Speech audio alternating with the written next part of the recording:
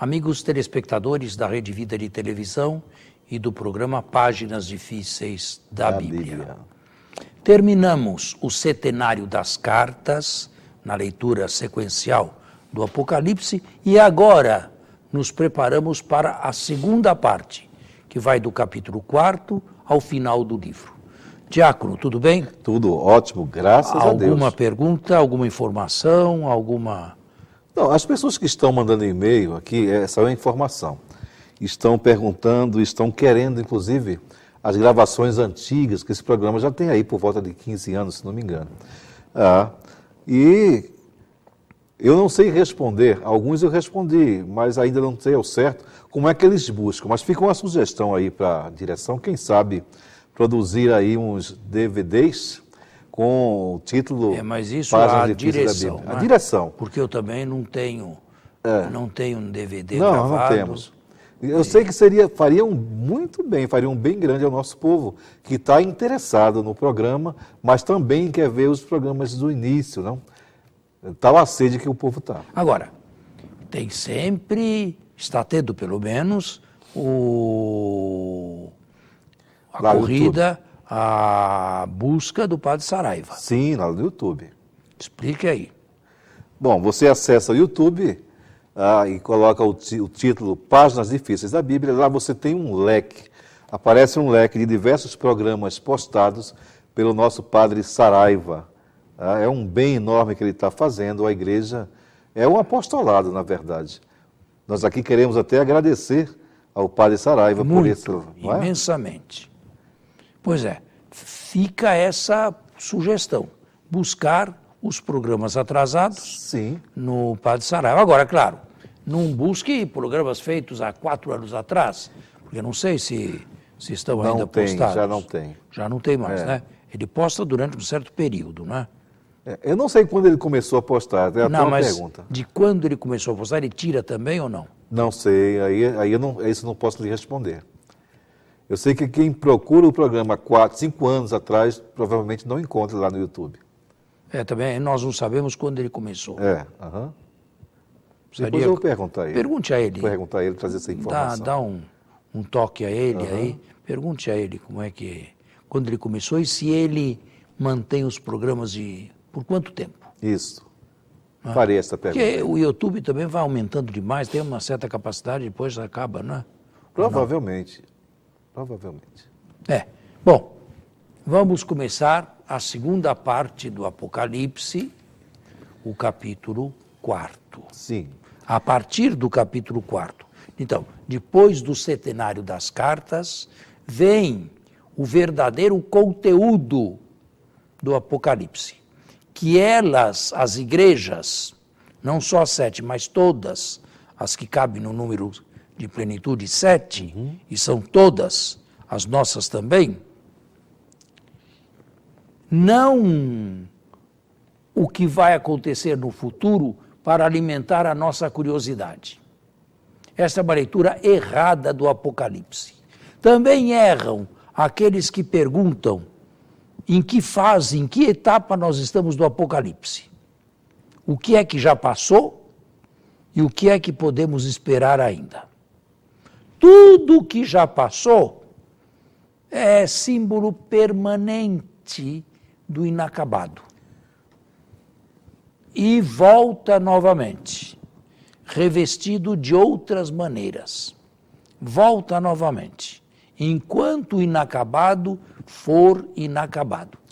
As igrejas têm que saber disto, não por curiosidade, não nos informa ele como será e quando será o fim deste mundo, mas para tomarmos consciência do que somos e assumirmos as nossas responsabilidades na vida pessoal e na história da igreja e da humanidade. Certo? Certo. Então, o vidente agora vai se deslocar em espírito da ilha de Patmos para o céu, para a morada de Deus, e para ver o que se passa lá em cima. Claro, ele não foi lá em cima antes da morte. Ele recebeu uma revelação. Ele tenta descrever o indescritível do modo mais conveniente deste mundo aqui, para ser entendido por pessoas que não viajaram com ele até o céu, não tiveram esta revelação e não receberam diretamente de Deus esta profecia. Então, leia aí, devagar, compassado. Sim. Depois disso, tive uma visão. Depois das cartas. Havia uma porta aberta no céu, e a primeira voz que ouvira falar-me como trombeta disse: sobe até aqui. Sobe até aqui. Isto é, não é o vidente que tem a iniciativa de viajar ao céu. Se ele fizesse isso de sua iniciativa, ele nunca chegaria ao céu.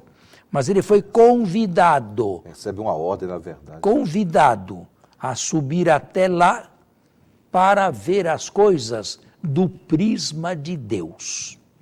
As mesmas coisas terrestres aqui, agora vistas por quem tem os olhos de Deus, ou para quem tem emprestados estes olhos aqui. Muito bom. Sobe até aqui para que te mostre as coisas que devem acontecer depois destas. Fui imediatamente movido pelo Espírito. Eis que havia um trono no céu, e no trono alguém sentado. Ele não se atreve a descrever este alguém. É Deus. Mas por respeito, e isto é herança do Antigo Testamento, ele não descreve Deus. O que estava sentado tinha o aspecto de uma pedra de jaspe e cornalina. Isto é apenas simbólico. São as pedras mais preciosas da sua época. Infelizmente, algumas dessas pedras nós não conhecemos mais. Não que elas desapareceram da terra, mas nós as conhecemos com outros nomes. Ah, tá. De jaspe e cornalina, e um arco-íris envolvia o trono como reflexos de esmeralda. O arco-íris é um sinal de paz. Aqui embaixo são desacordos, são desentendimentos, discórdias, guerras, confusão, não é? E tudo mais. Corrupção, até dizer chega. Lá no céu é tudo beleza. E mais, um arco-íris que significa que aquele que está sentado no trono é alguém capaz de modificar todo o rumo desta história aqui, até mesmo o mal em bem. Arco-íris é sinal de paz, não é sinal de guerra. Essa figura do arco-íris aparece também no Antigo Testamento, não? Aparece, mas não no conotação. sentido aqui do Apocalipse. Ah, certo. Aqui é Deus com o arco-íris, isto é, o Deus da paz, de que já usufruem aqueles que estão já com Deus. Perfeito. Deixa eu ver aqui. Ao redor desse trono estavam dispostos 24 tronos, e neles assentavam-se 24 anciãos, vestidos de branco e com coroas de ouro na cabeça. Esses 24 anciãos são o Antigo Testamento e o Novo conjuntamente. 12 tribos e 12 apóstolos. São a história da salvação, e todos os eleitos, sobretudo aqueles que já passaram pela morte e que já estão diante da face de Deus, numa liturgia perpétua e celestial, de louvor e de ação de graças. Há um Deus misericordioso, há um Deus que quer a paz e que está disposto a salvar todos, até mesmo os maus. Bom. Do trono saíam relâmpagos, vozes e trovões. Sinais que lembram o Sinai, a antiga aparição de Deus a Moisés, mas que lembram também a grandeza e a majestade de Deus. Tá certo. Então, do trono saíam relâmpagos, vozes e trovões, e diante do trono ardiam 7 lâmpadas de fogo. São os 7 Espíritos de Deus. O Espírito Santo. Nós chamamos hoje o Espírito Santo. À frente do trono havia como que um mar vítreo, semelhante ao cristal. Só que o mar é vítreo. Aqui o mar é agitado. O mar é tempestuoso. O mar traz dessossego. O mar traz naufrágio. Sinal de morte, inclusive. Lá é tudo cristalino. O mar é tranquilo. O mar é perene. O mar é transparente. O mar não faz mal a ninguém. Como o céu é diferente da terra. Poxa. No meio do trono e ao seu redor estavam 4 viventes. Esses 4 viventes são os mais próximos de Deus. Não são os 24 anciãos, não devem ser confundidos com os 24, mas são a humanidade toda inteira. 4, porque 4 são o número da inteireza, dos pontos cardeais, norte, sul, leste, oeste. 4 viventes, cheios de olhos pela frente e por trás. Isto é, prontos a colherem tudo o que interessa a Deus. O primeiro vivente é semelhante a um leão. O segundo vivente a um touro. O terceiro tem a face como de homem. O quarto vivente é semelhante a uma águia em voo. É um evangelho também. Na antiguidade, esses títulos aí foram aplicados aos 4 evangelistas. Sim. Os 4 viventes têm cada um 6 asas e são cheios de olhos ao redor e por dentro. E dia e noite sem parar Toda a criação. E dia e noite sem parar proclamam: Santo, Santo, Santo, Senhor Deus Todo-Poderoso, aquele que era, aquele que é e aquele que vem. Nenhuma pergunta? Não me ocorre agora nenhuma pergunta, a não ser um comentário que fiz aqui, que gostaria de fazer para o telespectador ter a oportunidade. Lembra a nossa liturgia, né? Santo, Santo, Santo. Essa liturgia no céu e liturgia na terra. Só que não podemos ser levados em engano. Não é a liturgia celeste que se tornou modelo da terrestre. É a terrestre que se torna símbolo da celeste. A celeste só depois da nossa morte. Os hinos, sobretudo as doxologias do Apocalipse, todas elas foram tiradas da prática litúrgica dessas igrejas da Ásia Menor. Tá, mas para elas chegarem a isso, elas tiveram uma revelação, algo... Elas tiveram, tiveram o cristianismo. Então... Tiveram a revelação de Cristo, ensinada pelos apóstolos, a doutrina dos apóstolos. E estes hinos são o comentário e a conclusão ao que receberam. Mas aqui na Terra. Sim, sim. Agora, veja a profundidade dessa gente. Não é? Se nós pegamos certos hinos nossos e comparamos com esses aqui, que pobreza, não? Meu Deus. Que pobreza os nossos, não? Com toda a teologia que temos. Verdade. É. Bom, então eu diria aqui, Santo, Santo, Santo, Senhor Deus Todo-Poderoso, aquele que era, aquele que é e aquele que vem.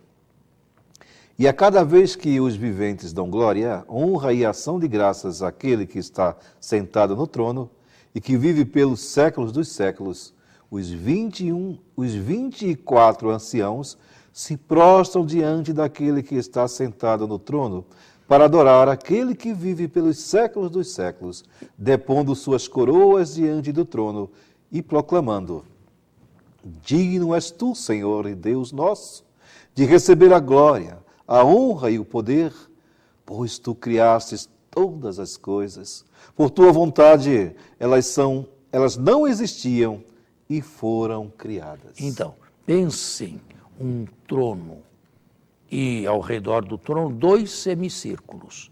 O primeiro mais íntimo formado pelos 4 viventes e um mais amplo, mais distante pelos 24 anciãos. São aquela parte da humanidade que já está diante de Deus. Antigo e Novo Testamento. A história da salvação abrange todos os homens, sem nenhuma exceção. Agora, depois desta primeira doxologia ao Criador, ao que era, que é e que vem, vem uma outra visão, no qual entra um outro ser e se junta a Deus. Vamos ver? Vi depois, na mão direita daquele que estava sentado no trono, um livro escrito por dentro e por fora e selado com 7 selos. Provavelmente um pergaminho. Lembre-se da igreja de Pérgamo. Um livro escrito por dentro e por fora. Isto é, um livro cheio, mas selado. Isto é, ninguém pode ler. Agora, pelo que vem a seguir, o livro não traz coisas insignificantes ou curiosidades apenas. O livro traz o mistério da história. Nós estamos dentro de uma história, só que nós estamos tão dentro que não sabemos enxergar bem nem o começo e nem o fim. É preciso que haja alguém que seja capaz de tomar esse livro por inteiro e desvendar todos os segredos da história, desde o início absoluto até o fim absoluto. Senão, isto aqui seria um enigma absoluto para nós. Não o é, pelo menos para aqueles que creem. O livro não dá aso a curiosidades, não explica ou dá explicações simplesmente curiosas, mas é um indicador para que cada um tome suas responsabilidades. Então, vi então um anjo poderoso proclamando em alta voz: quem é digno de abrir o livro? O livro da história. Seus selos? E desvendar o mistério da história. Mas ninguém no céu, nem na terra, ou sobre a terra, era capaz de abrir, nem de ler o livro. O presidente dos Estados Unidos é capaz? O da Rússia é capaz de ler os mistérios da história, do começo ao fim? Eles se situam num pontinho da história. São um elo de uma grande cadeia, mas não enxergam nem o começo e nem o fim. Aí continua. Eu chorava muito. Eu chorava muito, porque percebi que o livro continha uma mensagem importantíssima e ninguém era capaz de interpretá-la. Isso aqui é quem diz. Porque ninguém foi considerado digno de abrir nem de ler o livro. Um dos anciãos, porém, consolou-me. Não chores, eis que o leão da tribo de Judá, o rebento de Davi, venceu, para poder abrir o livro e seus 7 selos. Continua? Com efeito, entre o trono com os 4 viventes e os anciãos, vi um cordeiro de Era pé. leão da tribo de Judá, mas aparece como um cordeiro imolado, mas em pé, sinal da morte e da ressurreição. Mas aqui um cordeiro. Cordeiro com maiúsculo, né? É o Cristo, mas cuja vitória não consiste em espada, em guerras, mas na atração pelo amor, ou para o amor. Tinha 7 chifres e 7 olhos. Isto é, uma plenitude de visão. Que são os 7 Espíritos de Deus enviados por toda a terra. Ele veio então receber... Ele tem a plenitude do Espírito Santo. Ele veio então receber o livro da mão direita daquele que está sentado no trono. Ao receber o livro, os 4 viventes e os 24 anciãos prostraram-se diante do Cordeiro, cada um com uma cítara e taças de ouro cheias de incenso, que são as orações dos santos, cantando um cântico novo. Digno és tu de receber o livro e de abrir os seus selos, pois fostes imolado, e por teu sangue resgatastes para Deus homens de toda tribo, língua, povo e nação.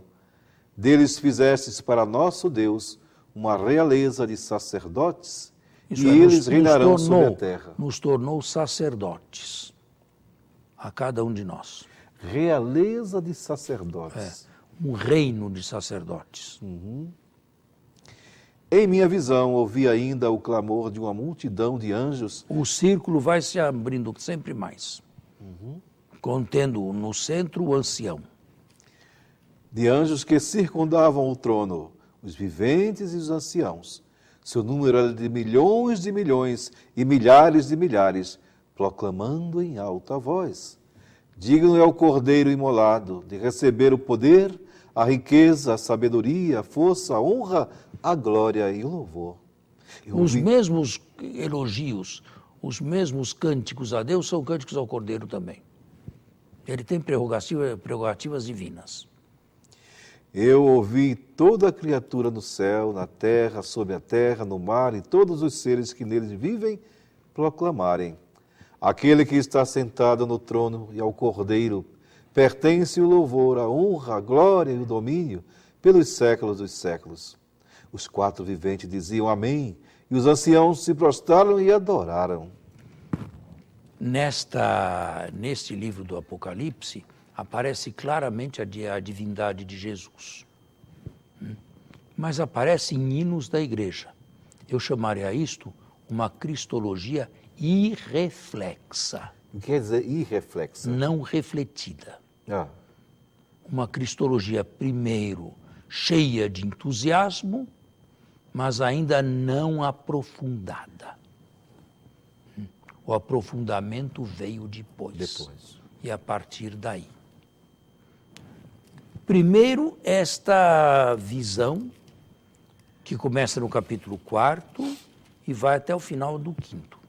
Agora o Cordeiro, depois desta grande liturgia celeste, vai começar a abrir os selos. Isto é, vai começar a interpretar o mistério da história. É o capítulo 6º em diante. A interpretação simbólica do que é a história. Não aos olhos dos homens, mas aos olhos de Deus. Bem, nós temos pouco tempo para o encerramento do programa. Não vou começar agora a leitura do capítulo 6º, porque leríamos 1 ou 2 versículos apenas. Então vamos deixar o 6º para a próxima semana, o próximo sábado, se Deus quiser. Muito obrigado. Eu queria aqui aconselhar a você, caro telespectador, muitos já fazem isso. Anota na sua Bíblia a leitura que você faz, as perguntas, dá um crescimento espiritual tremendo, não? Nesse livro de Apocalipse e as outras páginas também. Eu queria aconselhar isso, se você fizesse a sua leitura também acompanhado de um diário espiritual. Muito bom e salutar. Até o próximo sábado, com a bênção e a graça de Deus.